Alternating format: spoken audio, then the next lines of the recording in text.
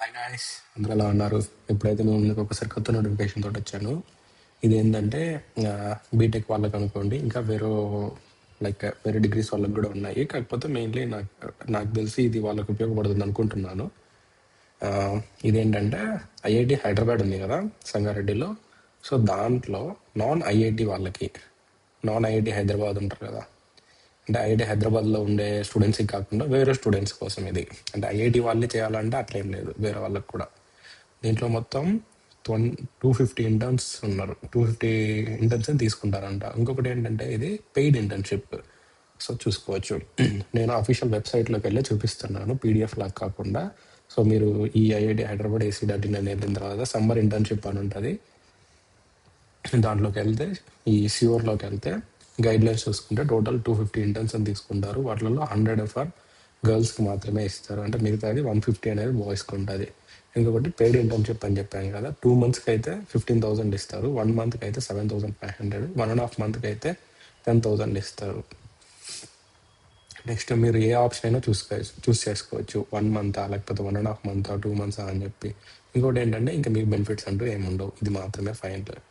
తర్వాత మీకు డ్యూరేషన్ అనేది మ్యాక్సిమం 15/5/2026 నుంచి 14/7/2026 వరకు ఉండిద్ది. Minimum 1 month, maximum 2 months. Hostel అనేది ఇస్తారు, కాకపోతే ఫుడ్ ఛార్జెస్ వరకు మీరు బియర్ చేయాల్సి ఉండిద్ది. ఇంకోటి ఎలిజిబిలిటీ చూసుకుంటే only non IIT Hyderabad students మాత్రమే. ఎవరెవరికి అంటే first year MSc in maths, physics, chemistry or biology వాళ్ళు అప్లై చేసుకోవచ్చు, లేదా ఎంఏ ఇన్ ఫస్ట్ ఇయర్, లేదా second or third year BTech students, లేకపోతే బీడిఈఎస్, తర్వాత లేదా third or fourth year integrated BTech MTech program, వీళ్ళందరూ కూడా ఎలిజిబుల్ అవుతారు. నెక్స్ట్ మీకు ఇప్పుడు 250 పోస్టులు ఉన్నాయి కదా, అదే 250 ఉన్నాయి కదా, వాటిల్లో ఒక 500 అప్లై చేశారనుకోండి, సిజిపిఏని బట్టి మీకు తీసుకొస్తారు. అంటే ఎవరెవరిని తీసుకోవాలి అనేది మీ స్కోర్ని బట్టి, ఇంకా అంతే. ఇక్కడ గైడ్ లైన్స్ అంటూ ఏమి లేవు. తర్వాత మీరు ఫుల్ టైం రెగ్యులర్ స్టూడెంట్ అయి ఉండాలి. ఆన్లైన్ ప్రోగ్రాము ఇట్లాంటివంతా అయితే కుదరదు. మీరు డైలీ రెగ్యులర్ స్టూడెంట్, కాలేజ్కి వెళ్తారు, మీ అటెండెన్స్లు కూడా చూస్తారు. ఇంకొకటి మీరు మినిమం 1 month ఖచ్చితంగా ఉంటాము ఇంటర్న్షిప్లో అంటేనే అప్లై చేసుకోండి. ఏదో పార్ట్ టైం చేస్తాము, 10 నిమిషాలు ఉంటాము, రోజు అట్లా వెళ్ళిపోతాము అంటే అవ్వదు. నెక్స్ట్ ఆ డేట్ తర్వాత మీకు డేట్స్ చెప్తాను, ఆ డేట్స్ తర్వాత అప్లై చేస్తే అది మీకు అవైలబుల్ అవ్వదు. తర్వాత వెబ్ పోర్టల్లోనే అప్లై చేయాలి. నేను పోర్టల్ ఓపెన్ చేసి చూపిస్తాను, ఎలా అప్లై చేసుకోవాలి, ఎంత ఉంటుంది అంతా చూపిస్తాను. తర్వాత సెలక్షన్ ప్రొసీజర్ అనేది ఇంటర్వ్యూ ద్వారా జరుగుతుంది. ఫస్ట్ మీకు మార్క్స్ బేసిస్లో తీస్తారు, మ్యాక్సిమం దాంతో ఫిల్టరప్ అయిపోతారు. అది కూడా మరీ ఎక్కువ ఉన్నాయి అనుకుంటే అప్పుడు ఇంటర్వ్యూ మోడ్ లాగా కండక్ట్ చేస్తారు. చూసారు కదా, అదే బ్రిలియంట్ ఇన్ అకాడమిక్ పర్ఫార్మెన్స్ బట్టి, తర్వాత అకాడమిక్ వర్క్లో మీరు రెగ్యులర్గా ఉన్నారా లేదా, లేకపోతే ఇంకేదైనా కాంపిటీషన్స్లో ఏమన్నా పర్ఫామ్ చేసి ఉన్నారా, లైక్ ఒలింపియాడ్స్, ఎన్టీఎస్ ఇట్లా ఎగ్జామ్స్ ఉంటాయి కదా, వీటిలో ఎప్పుడన్నా మీరు ఏమన్నా పార్టిసిపేట్ చేసి ఉంటే అవన్నీ మీకు బెనిఫిట్స్ లాగా ఉంటాయి. నెక్స్ట్ ఇది చూసుకుంటే స్టార్టింగ్ డేట్ వచ్చేసరికి 28 February, date of submission last date వచ్చేసరికి 10/3/2026. టెంటేటివ్ షెడ్యూల్ ఇచ్చారు ఎప్పుడు జరుగుతుందని చెప్పి. రిజల్ట్స్ ఎప్పుడు వస్తాయి అంటే 15/4, తర్వాత 15/5 అనేది స్టార్ట్ ఆఫ్ ప్రోగ్రామ్. ఇవన్నీ టెంటేటివ్, మ్యాక్సిమం అవే ఉంటాయి. తర్వాత నోటిఫికేషన్ ఆఫ్ సెలెక్షన్ ఈమెయిల్స్ ద్వారా మీకు అదే తెలిసిపోతుంది, ఎవరెవరు సెలెక్ట్ అయ్యారు, ఎవరెవరు అవ్వలేదు ఇంటర్న్షిప్కి అని చెప్పి. తర్వాత వెబ్సైట్లో చూసుకోవచ్చు. దాని తర్వాత ఇంకా మీకు పోస్ట్ రావటం, ఫోన్ చేసి చెప్పడం ఇదంతా ఏముండదు. తర్వాత అప్లికేషన్ ఫామ్ ఎలా ఉందో చూపిస్తాను చూడండి.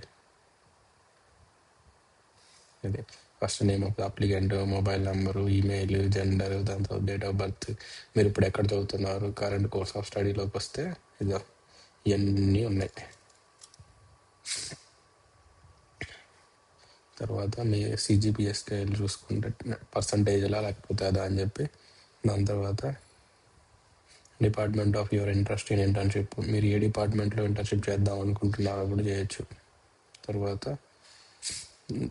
దానికి పెడితే మీకు ఫ్యాకల్టీ పేర్లు కూడా వస్తాయంట. దాని తర్వాత ప్రిఫర్డ్ డ్యూరేషన్, దాని తర్వాత మీకు సివి అన్న పెట్టొచ్చు, లేకపోతే లాస్ట్ సెమిస్టర్ మార్క్ షీట్ అయినా పెట్టొచ్చు, లేకపోతే మీకు ఏదైనా సర్టిఫికేట్స్ ఉంటే అయినా పెట్టొచ్చు. దాని తర్వాత ఇదంతా పెట్టి సబ్మిట్ కొడితే మీకు వస్తుంది.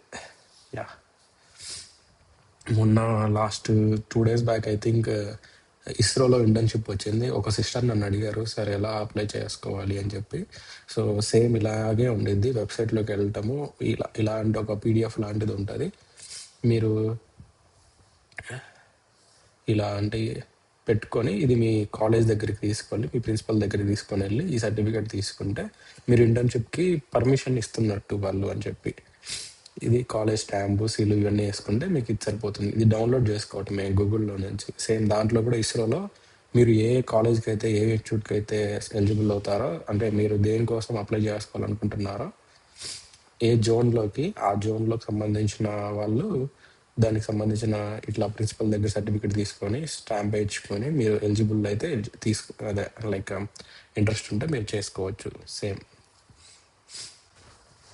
So that's it guys, thank you for watching. ఇలాంటి ఇంటర్న్షిప్స్ అంటే అన్నీ ఏంటంటే మీకు లింక్డ్ ఇన్ ప్రొఫైల్లో ఈ ఇంటర్న్షిప్ చేశాను, ఈ ఫీల్డ్లో ఇంటర్న్షిప్ చేశాను, ఈ ప్రొఫెసర్ కింద ఇంటర్న్షిప్ చేశాను అని చెప్పి మీ లింక్డ్ ఇన్ ప్రొఫైల్ ఎంత బ్యూటిఫుల్గా ఉంటే, లైక్ బ్యూటిఫుల్ అంటే ఐ మీన్ ఎన్ని ఇంటర్న్షిప్స్, ఎన్ని ప్రాజెక్ట్స్ కంప్లీట్ చేశారు అనేది అడుగుతారు. ఇప్పుడు మీరు ఏదైనా జాబ్కి అప్లై చేయాలనుకోండి, మీకు ఏదైనా ఇంటర్న్షిప్స్ కానీ లేదంటే ఏదైనా ప్రాజెక్ట్స్ చేశారని అడుగుతారు. అప్పుడు మీరు ప్రౌడ్గా నేను ఇలాంటి ఐఐటి హైదరాబాద్లో ఇలాంటి ఒక ఇంటర్న్షిప్ అటెండ్ అయ్యాను, దాంట్లో నేను ఈ ప్రాజెక్ట్ చూశాను అని చెప్పి చెప్పొచ్చు.